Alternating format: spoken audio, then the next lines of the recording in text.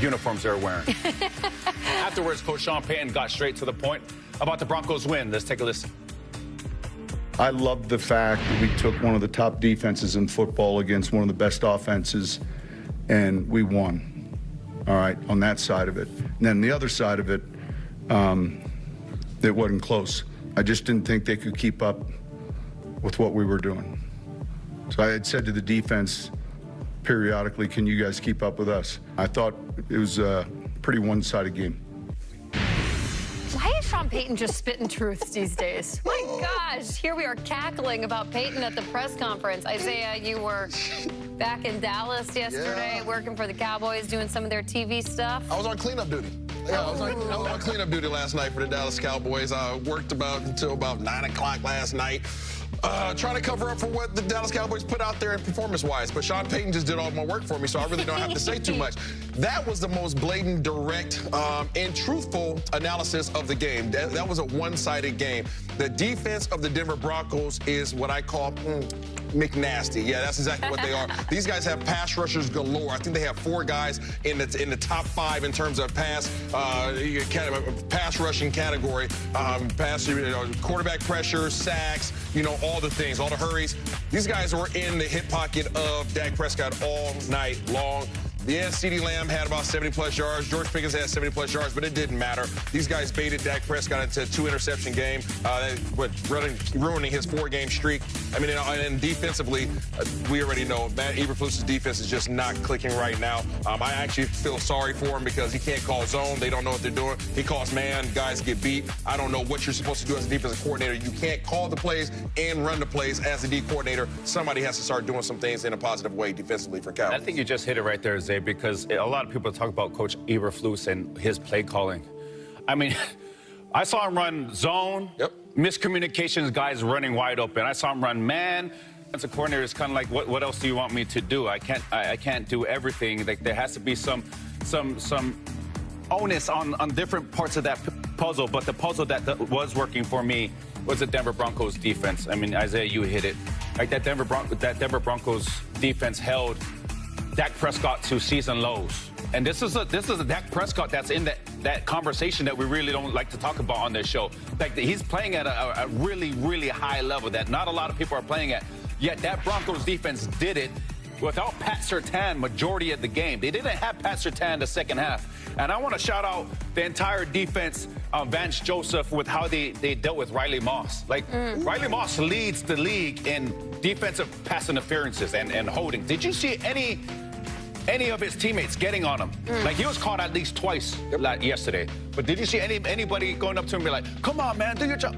None of that. It was just all about, listen, we're going to line up and we're going to play ball. We trust in each other no matter what happens. We're just going to continue to execute no matter who's out on that field, no matter how many penalties are caught against us. Jake Ferguson, who leads the league in touchdowns and for a tight end and catches, 0. Nothing. 0. So I thought it was very impressive what the Denver Broncos did to a very, very good offense in the Dallas Cowboys. Some people may have seen this coming for the Broncos. Sean Payton, great coach in his 2nd year. You can't tell me that you looked in this thing and saw what was going to happen with the Colts this season. Don't just tell the truth to the all-knowing mystery ball, okay?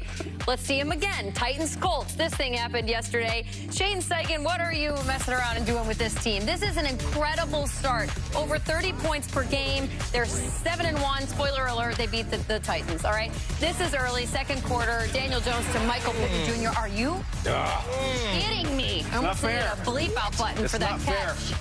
Colts take a 17-7 lead. Jalen Armour-Davis tried his best, but Michael Pittman's like, nah, you can wrap me up 17 different ways, and I'm still going to bring this thing down. Daniel Jones, as Kyle Brandt just called it, the Daniel Jones Express is humming. They're not making any stops, and neither is that man. Jonathan Taylor bounces to the outside in the 3rd quarter. They had a 17-7 lead. After this TD and the extra point, it would be a 24-7 lead. That was JT's 2nd touchdown of the day. and his longest touchdown run of his career. Jeez. It's not fair, Jamie. It's not fair. It's Here not he fair. goes again. This one was a pitch. It was in the fourth quarter. Jet sweep, great blocking, fights through contact, and a 19-yard TD. Everything coming up Jonathan Taylor. Look at how happy Daniel Jones is. Showing the emotion with the hugs. Jonathan Taylor's like, yeah, I always could do this. I just maybe needed you in town, my friend. 38-14. I know it's the Titans, but it's still a divisional opponent. It's still, the target is getting bigger for the Colts. Shane Steichen very aware of that. And at this point, though, he's run out of superlatives to describe just how great the run game is behind Jonathan Taylor. It's hard to put into words, to be honest, because when you see the way he's running, the way the guys are blocking for him, I mean, it's special. It really is. And he's running, like I said, he's running hard, he's running physical. And even when things aren't... Record in the NFL, and Manti, I'm not going to read the words that are in front of me because us as a show, editorially, I'm taking a page out of Kyle's book. Like, I'm not going to ask this question anymore. Is it time for us to start taking him seriously? We took him seriously a month ago. We really did. As an offense, as a quarterback, this whole thing is coming up Colts, Manti. Tell the good people why. Listen. There's zero weaknesses to this offense, all right? They can beat you in the run game. Now, when I say the run game, I'm not just talking about the run game with the running back, Jonathan Taylor, who is the #1 running back in the league right now. But Daniel Jones can beat you as well. And then in the pass game, I mentioned it last week, they can beat you at every part of the field. Short, medium, deep, left, center, right. They can do it. They have what Shane Steichen has over there. He's this mad scientist where he picks different quadrants of this field and he says, I'm going to beat you here. Now I'm going to beat you here. Now I'm going to beat you with this run game. And it's almost unfair. But what is also unfair is we saw a lot of offensive highlights. That defense is playing just as well. Right. That defense is causing turnovers. That defense is getting sacks. DeForest Buckner and that little push this Colts offense and defense and special teams. It is the most well-rounded team in the NFL.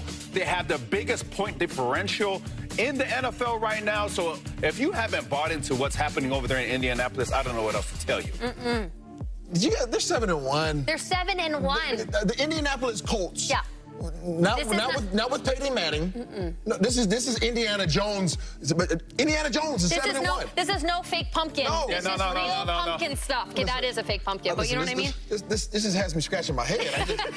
I can't really contemplate what's going on. But anyways, I have to put some respect on it. Yeah, Indiana Jones is 7-1 with these Indianapolis Colts. And we always knew, as you just mentioned, that their defense is really good. They've had a good defense for years now, but it was always a QB play. So now he shows up in town, and he's able to turn around and hand the ball off to the league leader right now in running the ball, in Jonathan Taylor, who had 12 for 153. I repeat, 12 for 153. I almost called him Danny Dimes. I almost got him. Don't do it. Indiana Jones. Indiana Jones. That was last year's That's right. That's true. That 72% completion yesterday. He's averaging 71% on the year. That's insane. That is insane for a quarterback this far into the season. He 13 touchdowns, 3 interceptions. He is so successful. Let's stay on the spooky thing. Okay, let's Be go. quick. Be quick. Let's talk about that #1 that they had, that 7-1. Yeah. It could be easily a 0. Totally. It could easily be a 0 because the game they played across the street in SoFi against the Rams. It could have easily be an 8-0, but it is a 7-1. So just on some perspective, though, of how scary the Indianapolis Colts are right now. It's a team that's playing at a very, very high level and they're very efficient right now. Broncos great. Colts really good. Chiefs played